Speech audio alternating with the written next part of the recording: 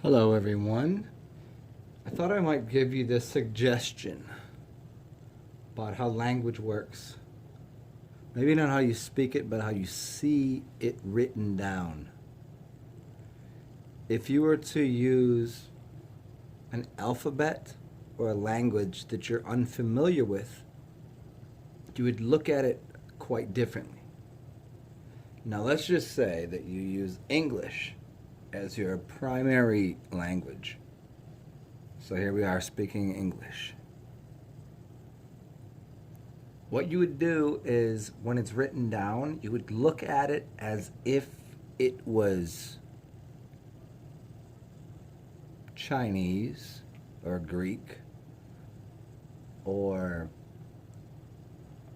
Russian. Is that even? You would just look at the language that is written down on a piece of paper. And so we see letters that we think are A, B, C, D, E, F, and G, and blah, blah, blah. We go through the whole alphabet. Take those letters and observe them when you're looking at a book, a set of letters. Look at them as if they're not the sound that you think they are. Look at them as if you could know that each letter has a value as a symbol. When you're in the grade school, in the elementary school, they say, here's A, B, C, D, E, F, G, H, I, J, K, L, M, N, O, P, Q, R, S, T, U, V, W, X, Y, Z, all that, yeah? And you can kind of rhyme it out, and you think that those somehow are separate from the word that they're making. So the letters that perform the action of comprising the units of energy that create the larger body, which is the word, and then it becomes a sentence. But let's just start with the whatever the word is. In the beginning there was the word. They didn't say that in the beginning there was the letter.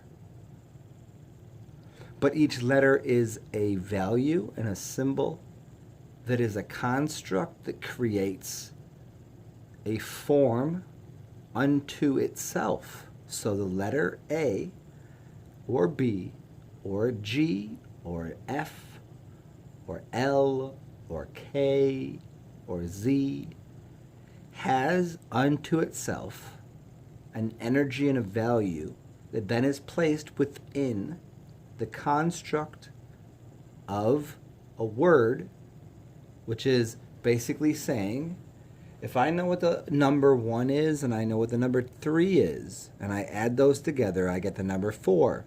So 1 plus 3 equals 4. I could equally say A plus C equals D. Simple analogy. And I also could say, if I take the number 4, 3, 5, and 2. That's 4,300 and... You see where I'm going with this? I don't need to explain it. But here again, if I take 1, 5, 7, and 6, I could also say A, G, F, L. Now, I know I've used letters that might not turn into something, but you could equally use those letters and numbers to hinge with each other.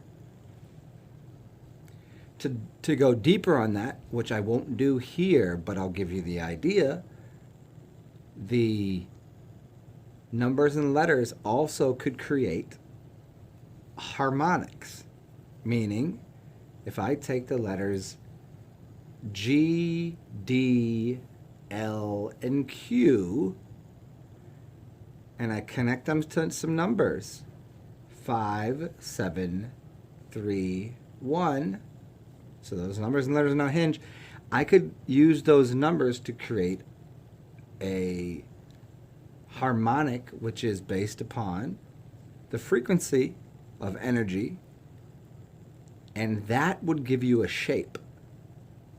So sounds and shapes and letters and frequency, they're all very intimately connected to each other. So if we use the English language and we look at it in a different way to say that the letter M represents an energetic quality, then we can see that the letter M and its energetic quality corresponds to something. Just like a horse. Like, look at the horse. It has a certain value. A horse does something. So a horse is made up of letters H-O-R-S and E, or H-U, or H-O-U-R-S, or H-O-R-U-S. Horse is ours. Now, they all have a value, and it sounds the same because it all has a very specific construct. How does that work, Zen? Well, a horse is horsepower. It's in a car, it's in an engine. How long does it take to get somewhere? Well, it might take a minute, it might take an hour. So hours are very much connected to horses, horsepower and hours.